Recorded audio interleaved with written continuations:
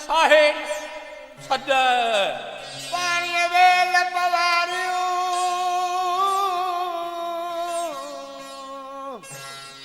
कन साहिरूं सद